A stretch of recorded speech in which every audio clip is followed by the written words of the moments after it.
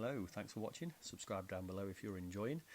This video is going to go through how to make really cool river bases. In this case for my Calibans Fists Dark Angel successors, but obviously equally usable on any wargaming figure, as long as you want them walking down a jungle style river. Now you see here, this is the tidy up stage on the models. You can see the really cool resin as it's just finishing its drying process with the scenery showing through and it looking like the marines are actually stood in the water. So if you're not interested in how we build the actual bases and you're just bothered about the UV pour, skip to the 12-minute-ish mark and you'll see me actually using the UV resin from greenstuffworld.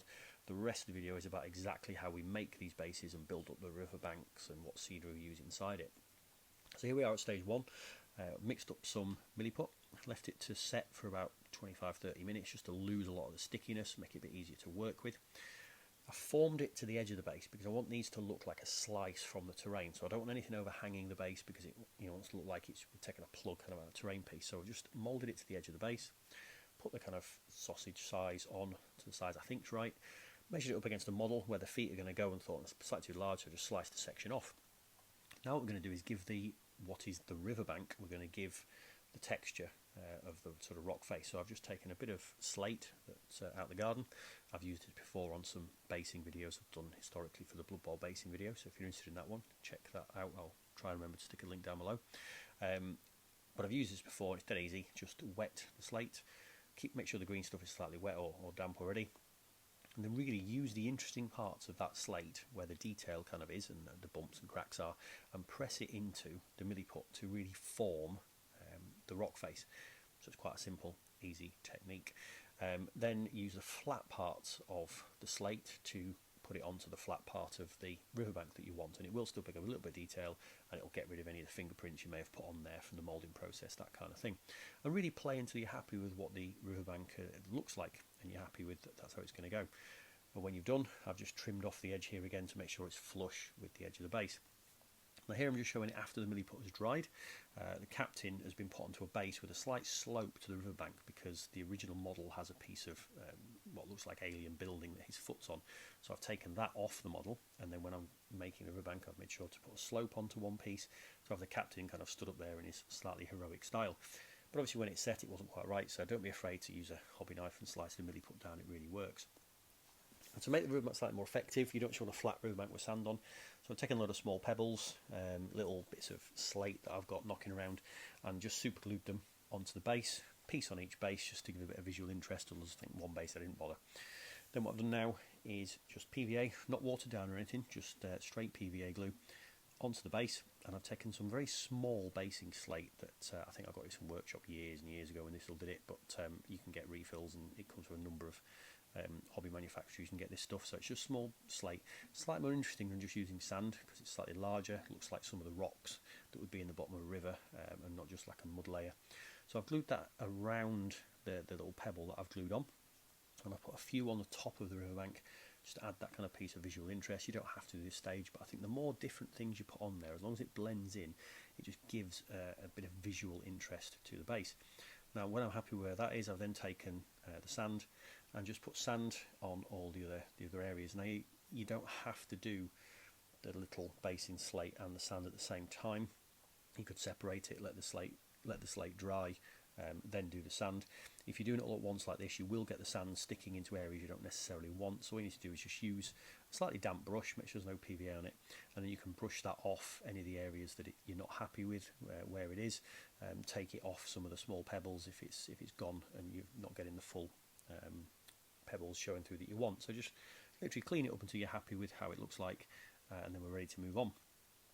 So all we're going to do when these are fully dried is a black spray undercoat, or you can do it by hand, I suppose, if you don't want to invest in a spray, but that then will seal the things on there that you want. And you see the one I'm just showing you there, I didn't like what one of the pebbles looked like at that stage, so I snapped it off. So again, don't be afraid to change things when you're halfway through the project. So here we are at double speed, dry brushing these bases up. So a fairly simple painting technique at this stage. So I'm not dry brushing, I'm just literally laying down some paint, not filling all the detail, but this isn't the proper dry brush. So I've just used two greys, there's a dark grey and a light grey, you can see there on the palette. And really whatever colour you want to use, whatever colour you want to do your rock face, it's entirely up to you, go for it. But I always try and put a couple of layers in there just to add some visual interest. And then with the the earth of the riverbank and the river base. I've just used a beastly brown that I use on practically every base I ever do, and then a lighter brown just to give a couple of highlights. So really what you're doing is just trying to put a few base colours down for that visual interest, and do treat the base like you treat your model. So all too many people, all too often, just kind of spend tons and tons of time on the model, don't spend any time on the base, and then it just lets the entire model and the army down. And this is going to an extreme what we're doing in this basing technique here, because we're spending a lot of time doing the bases, but I think it's a good guide to what you should do. Right, back to the world at normal speed now, and we've done the base coats, and we're just putting down some Vallejo sepia wash, but any kind of dark brown wash would be good at this. Don't use a flesh shaded wash because you put too many pinks and things in. We are looking for an earthy toned wash. The Vallejo one I use is excellent, probably one of the best value washes out there for sort of dirty effects. Back to warp speed again. Now the wash has dried for an hour or two, using exactly the same colours we've already used, and we are really doing a very light dry brush over the areas we've already painted, just to bring those colours back up into that sort of reality and real depth. So while we're on this, time to promote my Instagram channel. If you are on Instagram, check me out, Adam's Hobby Stuff, have a look, and also you'll get a bit more insight into the process that I do, because before I did these 6 bases for the actual final models, I did do a tester base, and I tested some other different water effects and things before I finally decided which water effect I was going to do the base with. So if you do fancy seeing a little bit more of what I do and some of the work in progress shots and what I'm going up to, check me out on Instagram. I'll try and put a link, but I can never remember how to do it or work it out. But look for Adam's Hobby Stuff on Instagram, and check me out on there. Hopefully perhaps more followers, and I hope you're enjoying what I'm doing. If you are, drop some comments below, and give me some feedback on how you like the video or what you want to see next. It's my random hobby journey, so you'll just see what I am currently doing. So we finished the actual base, the base colours and all the painting side of it we're doing. Now we're just adding some detail on. So a few things I've got here. I've got some, this is ground cover from Woodland Scenics, which is a railway company, kind of model railway company. If you ever use those, loads of hobby shops sell it. But any kind of ground cover you want to use, I'm just using 2 different colours here. And I've just put some PVA blobs down, and I'm using some very small pieces of this ground cover. And I'm using it either right next to the riverbank or next to the areas where I've stuck the pebbles on, because I think that's kind of where, in reality, that ground cover would go. Now what I've done, put some blobs down, I've then put some real tiny pieces of this ground cover on, this underbrush, and then I'm taking some PVA again and putting that on top of it to kind of just really seal it in. Now, I don't necessarily do that on every base I would do if I wasn't going to be putting a resin pour on top, but I find to have it properly sealed in seems to help with when the resin goes on top, keeping it in place and making sure it doesn't, it goes slightly strange. So don't have to necessarily do the side where I'm putting the PVA back on top, but I think it helps. So really, whatever hobby materials you've got access to is what you would now decorate this base with, but the actual ground cover stuff from the Woodland Scenics is really, really good value. Check it out in any other model shop. And the next thing I'm playing with today, something new to me, is Greenstuffworld's leaf litter. Now they do a number of different versions of this. I went for a spring leaf litter because I quite liked the green effect. I thought it would contrast nicely with the armour of the models, and that's another thing I'd recommend when you're doing your bases. Think about how it's going to work with the model you're putting on top of it. Because you can definitely draw the eye to it, or you can ruin your model with the base you're doing. So really all I'm doing to put this leaf litter down is PVA glue onto the base, and then PVA glue on top of it after I've put it on. And I find actually using the brush that's got the PVA stuck on it is the easiest way of picking these leaves back up out of the pot. Sometimes a bit of a problem getting them off the brush, but there will be the thing there.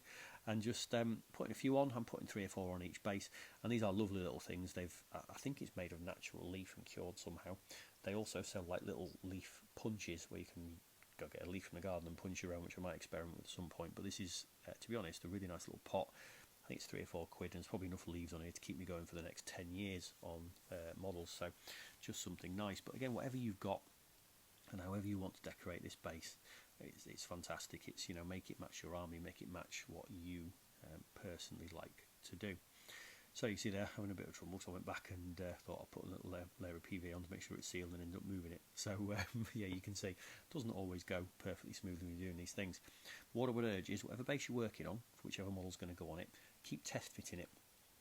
Stand the model on the base, make sure his feet are going to fit and not going to get in the way, or it's not going to detract from what you're sticking on next. And if you need to move something, or you suddenly realise that, I don't like where that one is, because when the model's stuck on the base, I don't think that's going to necessarily look quite right, then move it. Nothing is set in stone. You can just go back and change what you're doing. I think at this point I decided I was going to put a grass tuft on top, and you see that's the other two things that I'm using here. I've got some green grass tufts and some like scorched earth brown grass tufts. I think the green ones were from Army Painter, and I can't for the life of me remember where I got the scorched grass ones from, because I do try and bounce through a couple of different manufacturers, pick some different bits up here and there, just to see what works and what's good. I think grass tufts are the best ones I've got. Actually, a friend made for me, so it wasn't even ones I've purchased from a shop. So I'm putting a couple in, and I've done it differently on each different base. I've some bases I've put the burnt effect in the river, some I've put it on the riverbank, and swapped around vice versa. Now with these particular tufts I'm doing, they are semi-self-adhesive, but I always find it makes it a little bit better if you put a little bit of PVA glue on first, before you just rely on the adhesive on the tuft. But that's just a personal opinion for myself, and I'm sorry I'm going off camera a few times with this here, but this is the best shot I had of me doing this basing effect, so apologies for that. But then that's the final kind of stages really. Every base is going to look slightly different, but play until you're happy. Really, this is all the technique done. Now I'm going to stick the brown one on here, but it's the same technique. You see here actually I'm slicing one in half, so again you can shrink these tufts down if you think I only want a little bit on and it's a bit too much. But this is all the basing effects we're going to do, so really all very, very simple techniques that we've used so far. Nothing that's massively difficult. Some of it might seem slightly intimidating using some of this stuff if you've never used it before, because a lot of people never make it past the gluing sand onto a base and painting it up. But I really would encourage you to try it and just pick up different basing materials when you're in a shop. The beauty of going into a gaming store itself rather than looking online or going into a model shop is you could look at these things and think, oh, that looks interesting, let's give it a try, and you can make some really beautiful looking bases. So here we are before we do the resin stage, and I've just glued the model on using super glue onto his base, and now ready to move on. So all this is just electrical tape. It's the best tape I've found to use. I think some other stuff, when we use the resin stuff, other kind of tapes don't seem to react too well. This is the best I've found, but if any of you guys have found something better, fantastic, tell me about it, it'd be great. Just a length of electrical tape, and I'm cutting it kind of down the middle, sort of taking about the top third off the top of the tape, because they're only small models and I don't want it going right the way up the legs so you can't see it. And now what we're doing is we're basically going to form a reservoir to pour this resin in.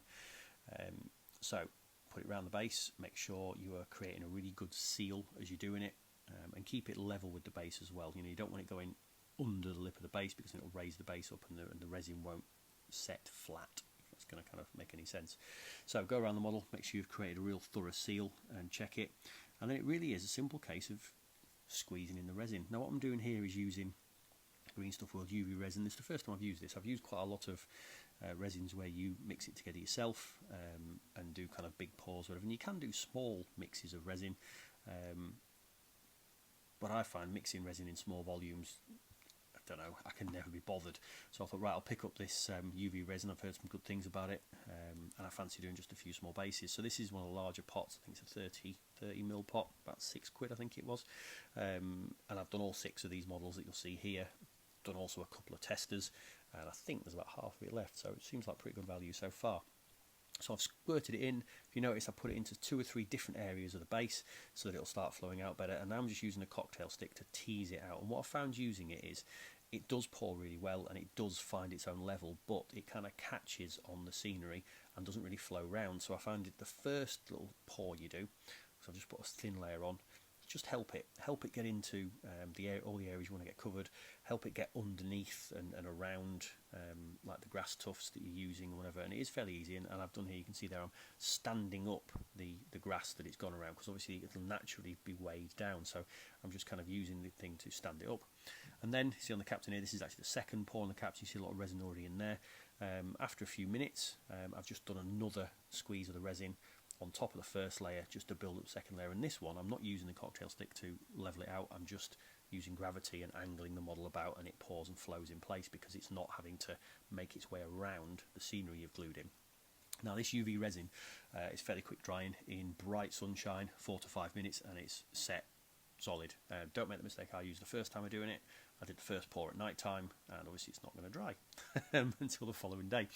On an overcast day, it's about half an hour, 40 minutes, so actually really fast. It doesn't smell, no pre-mixing, and to be honest, I found it an absolute dream to use. So this is about 20 minutes after I've done the pour, and you can see there it's set really well. Looking at the captain here, you can see through, you can see its foot inside the water, you can see the plants all nice and wet. I think it's a lovely effect. It's really simple to do, and the beauty of this as well, it's really easy to carve down if you've gone too high at the edges and you want to keep it flat. So I think lovely effect. I think it makes the bases look really nice, and this is definitely going to be a staple kind of tool in my arsenal of making models going forward, because I think it's a really easy resin to use, probably the easiest I've ever used without any kind of mixing. Wouldn't use it for large pours and making rivers on terrain, but for this sort of stuff, absolutely fantastic. I hope you've enjoyed this video. I hope it's given you some ideas. Give it a go yourself. If you do enjoy this, like, subscribe, comment, and I'll see you on the next one. Cheers.